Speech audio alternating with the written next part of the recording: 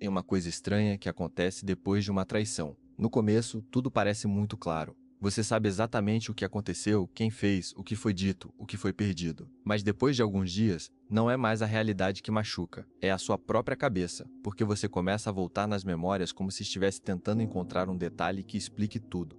Uma frase, um gesto, um sinal que passou despercebido. Só que quanto mais você procura, mais confuso tudo fica. E o pior é que enquanto você está preso nisso, a outra pessoa simplesmente continua a vida.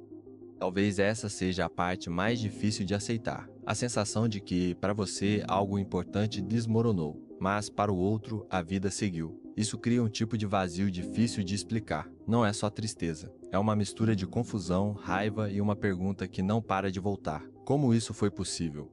E é aqui que muita gente fica presa, porque começa a acreditar que precisa entender tudo para conseguir seguir em frente. Como se a dor só fosse embora depois de uma explicação perfeita. Mas a vida raramente entrega esse tipo de explicação. Existe uma forma interessante de entender isso. Imagine que você construiu na sua mente uma imagem completa de alguém. Os hábitos, as palavras, os planos, o futuro. Aos poucos, essa imagem vira quase uma certeza. Não é mais só uma pessoa. É um mundo inteiro que você acredita que existe. A traição não destrói apenas a relação. Ela destrói esse mundo.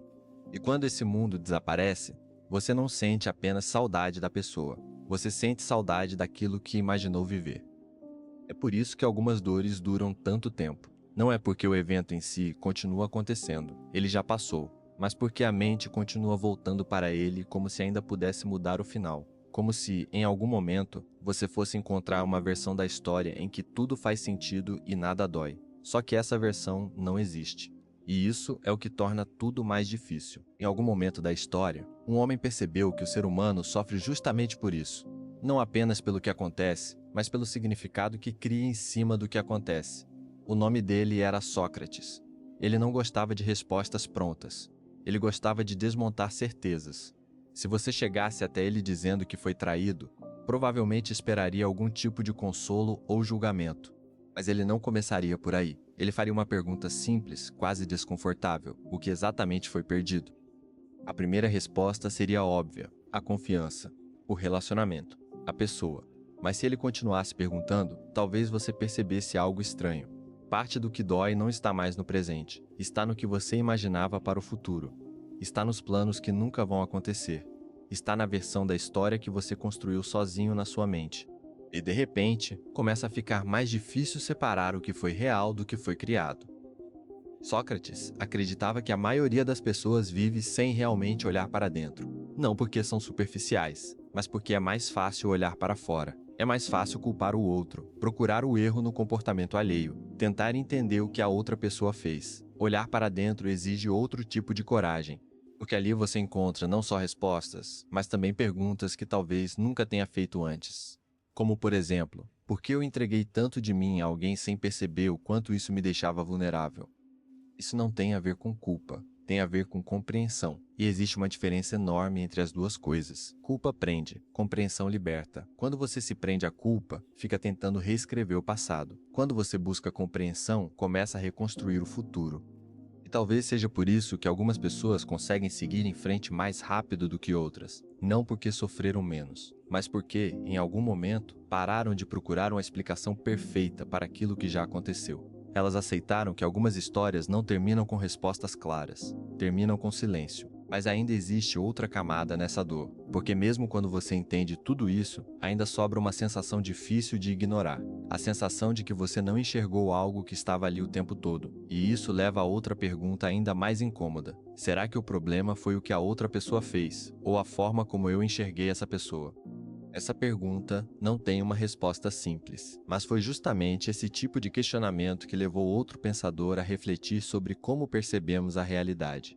Ele acreditava que muitas vezes vivemos presos a imagens que criamos dentro da própria mente, confundindo essas imagens com o mundo real. O nome dele era Platão, e a forma como ele explicava isso pode mudar completamente a maneira como você entende não só uma traição, mas também tudo aquilo que você acreditava ser verdade sobre alguém. Platão acreditava que grande parte do sofrimento humano não vem exatamente da realidade, mas da forma como a gente enxerga essa realidade. Ele usava uma imagem simples, mas muito poderosa, para explicar isso. Imagine pessoas que passaram a vida inteira dentro de uma caverna, olhando apenas para uma parede. Atrás delas existe uma luz, e entre essa luz e as pessoas passam objetos que projetam sombras na parede. Como elas nunca viram outra coisa, começam a acreditar que aquelas sombras são a realidade completa. Para elas, aquilo é o mundo.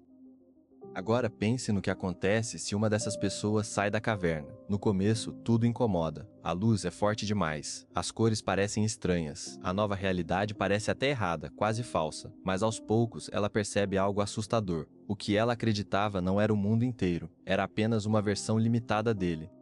Quando você pensa em uma traição, algo parecido acontece dentro da mente. Durante muito tempo, você não enxergava apenas uma pessoa. Você enxergava uma versão dela. Uma versão construída com base em momentos bons, promessas, expectativas e interpretações. Não era mentira o tempo todo, mas também não era a realidade completa.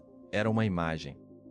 A traição, então, não destrói apenas o relacionamento. Ela destrói essa imagem, e é por isso que dói tanto. Porque não é só alguém que você perde, é a história que você contou para si mesmo sobre aquela pessoa. E quando essa história desmorona, parece que tudo perde o sentido ao mesmo tempo. O mais difícil de aceitar é que a mente não gosta de perder essas histórias. Ela tenta reconstruí-las o tempo todo. Procura sinais de que talvez não tenha sido tão grave. Ou, ao contrário, procura detalhes que provem que tudo sempre foi uma mentira. Em ambos os casos, ela continua presa ao passado. E quanto mais ela tenta entender, mais distante fica do presente.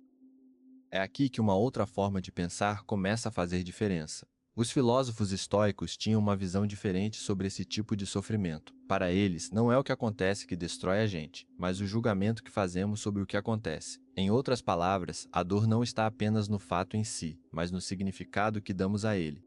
Epicteto, um dos principais nomes do estoicismo, dizia algo que parece simples, mas é difícil de aplicar na prática. Existem coisas que estão sob o nosso controle e coisas que não estão.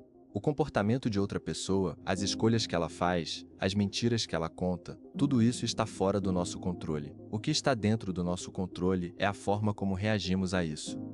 Isso não significa ignorar a dor, não significa fingir que nada aconteceu. Significa apenas não entregar a própria vida emocional para algo que já passou. Porque quando você continua vivendo no que aconteceu, você deixa de viver no que ainda pode ser construído.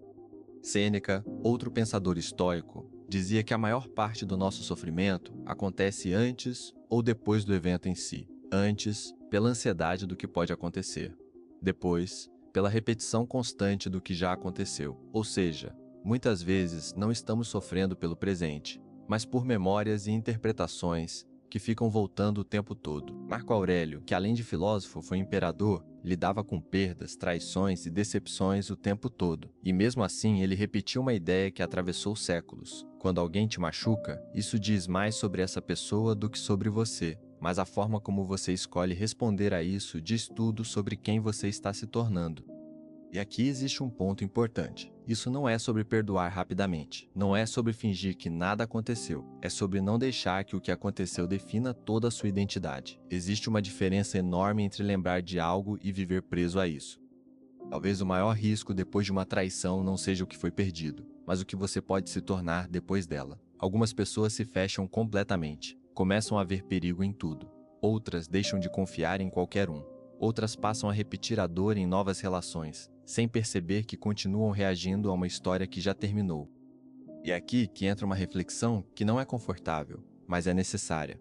Você não pode mudar o que alguém fez com você, mas ainda pode escolher o que isso vai fazer com você daqui para frente. E essa escolha, mesmo que pareça pequena, muda tudo.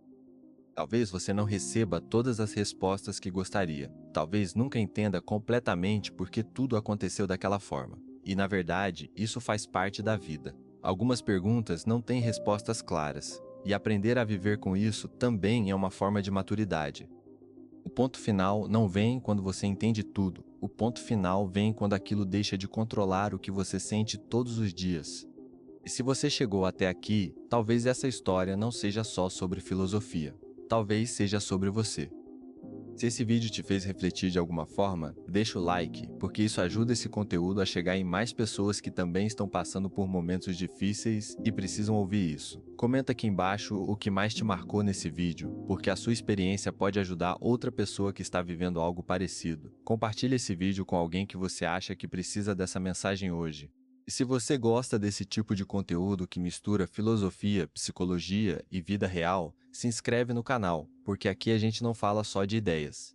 A gente fala sobre coisas que todo mundo sente, mas poucos conseguem explicar.